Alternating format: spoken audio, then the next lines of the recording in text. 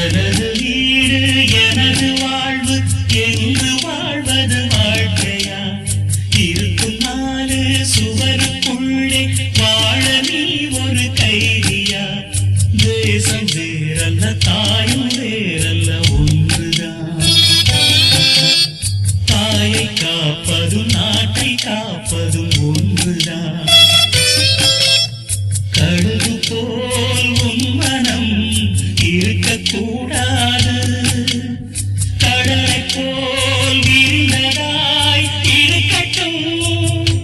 உன்னை போல் எல்லோரும் என என்னோடும் அதில் இன்பத்தை தேடோடும். சாதிமல்லி புச்சரமே சங்கத்தமிழ் அச்சரமே ஆசையின் ஆசையடி